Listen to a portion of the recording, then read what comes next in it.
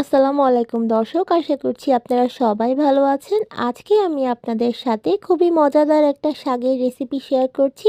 কলমি শাক শুটকি দিয়ে রান্না করছি। এটা যে কি মজা হয় খেতে, আপনারা যারা খেয়েছেন তারা তো জানেনই, যারা খান নাই তারা একবার ট্রাই করে দেখবেন।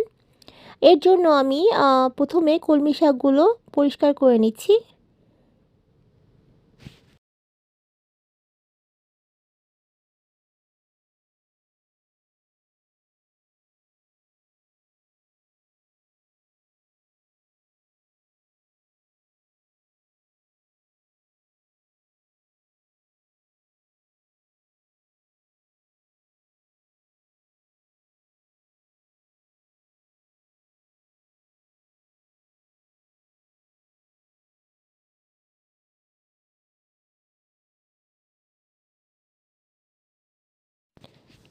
শাক পরিষ্কার করে কেটে নিয়ে এবার আমি একটু ধুয়ে নিয়েছি।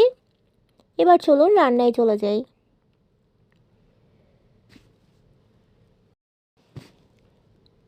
তেলটা আমি গরম করে নিয়েছি। তেল গরম করে নিয়ে এতে আমি দিয়ে দিচ্ছি রসুন কুচি এবং পেঁয়াজ কুচি। পেঁয়াজ আর রসুন হালকা করে ভেজে নিচ্ছি।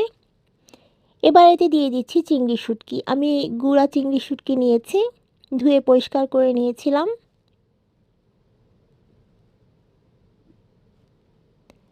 এবারে রসুন, পেঁয়াজ আর চিংড়ি শুটকিগুলো আমি একটু ভেজে নিচ্ছি।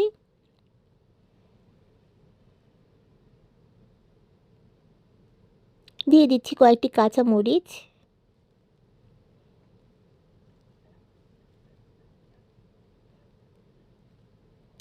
রসুন, পেঁয়াজ আর চিংড়ি শুটকিগুলো যখন বাদামি হয়ে আসবে, এতে আমি দিয়ে দিচ্ছি ধুয়ে রাখা শাক।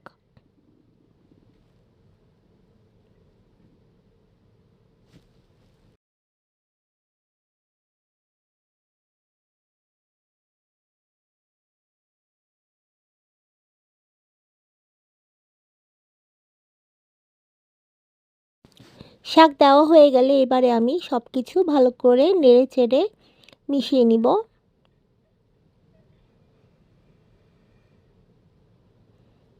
আমি প্রথমেই লবণ দিয়ে দিচ্ছি না, শাকটা একটু কমে আসা পর্যন্ত অপেক্ষা করছি।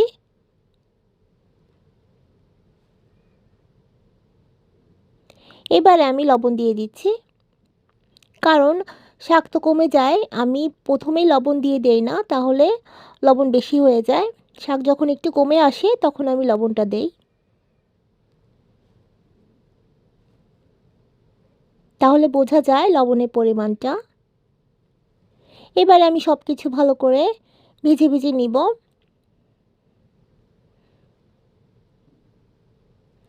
শাক রান্না করতে হয় একটু মিডিয়াম আঁচে, ঢেকে রান্না করছি কয়েক মিনিটের জন্য। মাঝে মাঝে একটু নেড়ে দিচ্ছি। আমি শাকে কোনো হলুদ ব্যবহার করছি না, আমি চাইছি শাকটা একেবারে সবুজ রঙের থাকবে, কিন্তু সিদ্ধ হয়ে যাবে।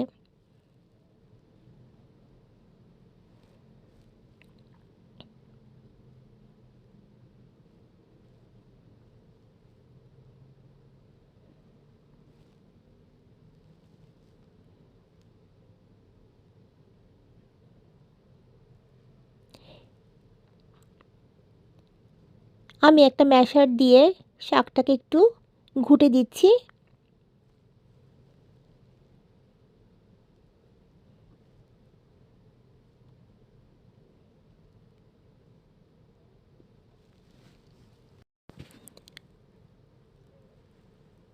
শাক রান্না করতে করতে সিদ্ধ হয়ে গেছে। আর এভাবে ঘুটে দিলে কলমি শাকটা একটু নরম হয়ে যায়, আর একটু খেতে মজা হয়। আমি সবসময় এভাবে ঘুটে ঘুটে রান্না করি। আমি জানি না কেন আমি করি, কিন্তু আমি এভাবে করে দিলে আমি দেখেছি টেস্ট একটু ভালো হয় আর তাড়াতাড়ি নরম হয়ে যায়। ডাঁটাগুলো ভালো করে ম্যাশ হয়ে যায়, শাকটাও সিদ্ধ হয়ে যায়। আমার কলমি শাক ভাজি করা শেষ হয়ে গেছে।